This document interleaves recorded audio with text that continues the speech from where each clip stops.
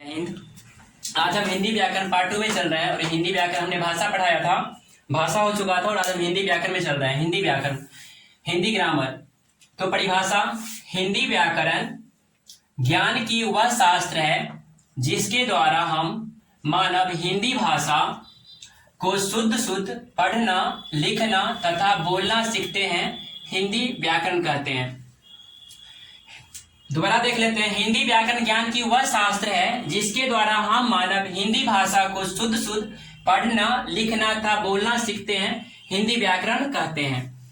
हिंदी व्याकरण के मुख्य 5 भेद हैं। कितने भेद हैं? 5 भेद हैं। तो पहला वर्ण विचार, जिसको हम इंग्लिश में ऑर्थोग्राफी कहते हैं। ORTHOGRAPHY, वर्ण विचार, ऑर्थोग्राफी।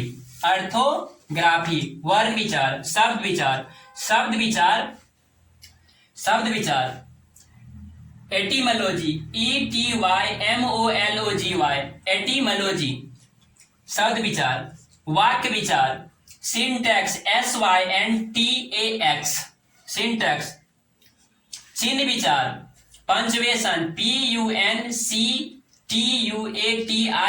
पंचवेशन, पंचवेशन, ठीक है। छंद विचार, प्रोसोडी, PROSODY, प्रोसोडी, प्रोसोडी।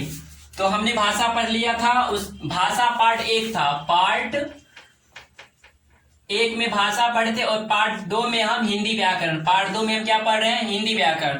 तो हिंदी व्याकरण मैंने परिभाषा, इसका भेद देख लिया। अब हिंदी व्याकरण में हम चल रहे हैं। जो हिंदी व्याकरण जो लेखक हैं, जो जनक हैं, उनके बारे में चर्चा करेंगे। हिंदी व्याकरण के जनक कौन है, हिंदी व्याकरण कैसे बना, कैसे आया, उस पर हम लोग चर्चा करेंगे। चलें, तो हिंदी व्याकरण के जनक जो हैं, जिनका नाम है श्रीपाद दामोदर सातवलेकर। क्या है? श्रीपाद दामोदर सातवलेकर। श्रीपाद दामोदर सातवलेकर जी जो थे, इनका जो जन्म हुआ था, श्रीपाद दामोदर सातवलेकर जी का जो जन्म हुआ था 19 सितंबर 1867 ईस्वी महाराष्ट्र सावंतवाड़ी कोल ग्राम में हुआ था। कहाँ हुआ था? सावंतवाड़ी के कोल ग्राम में हुआ था, जो महाराष्ट्र में है। कहाँ है? महाराष्ट्र में। इनका जन्म कब हुआ था? 19 सितंबर 1867 ईस्वी में। ठीक है। किनका? श्रीपाद दामोदर सातवलेकर जी का। चले, इनका मृत्यु कब हो गया था? 31 जुलाई 1968 ईस्वी। इनका मृत्यु जो हुआ था 31 जुलाई 1968 में हुआ था। और इन्होंने 102 वर्ष तक जीवित रहे थे। 102 वर्ष की आयु पूरा कर मृत्यु हो गया इनका। इनके अभिभावक या इनके पिताजी का जो नाम था दामोदर भट्ट। इनके पिता का नाम, इनके पिता यानी अभिभावक, अभिभावक मतलब पिता, पिता का नाम दामोदर भट्ट। पितामह यानी दादाजी, दादाजी का नाम अनंत भट्ट। दादाजी का नाम क्या था? अनंत भट्ट। और परपितामह यानी परपितामह यानी परदादा, इनके परदादा का नाम था कृष्ण भट्ट। इनके परदादा का नाम था कृष्ण भट्ट। इन्होंने निवासी थे बनारस के, मूल निवासी जो थे बनारस के थे इन्होंने। कर्मभूमि, इनका कर्मभूमि ये भारत है। और इन्होंने भाषा हिंदी और संस्कृत।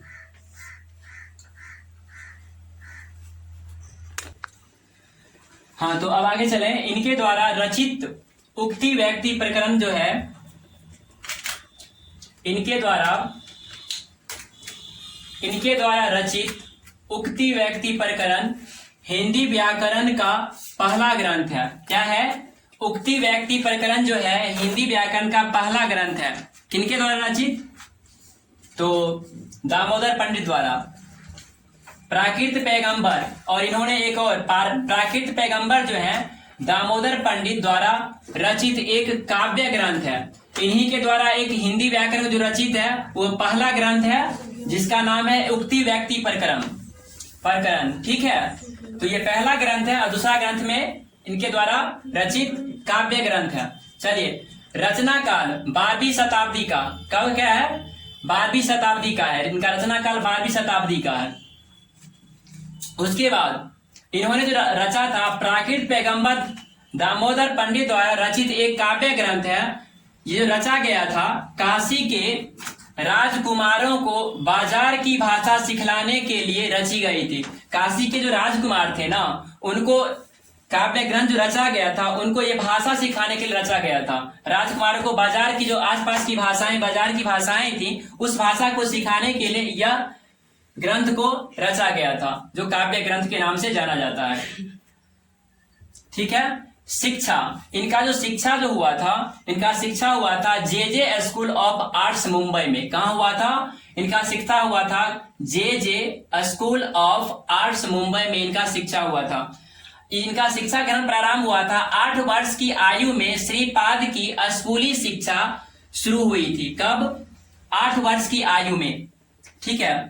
और इनका शिक्षक आचार्य चिंतामणि शास्त्री केलकर, ठीक है, आचार्य चिंतामणि शास्त्री केलकर ने उन्हें संस्कृत व्याकरण में पारंगत किया था।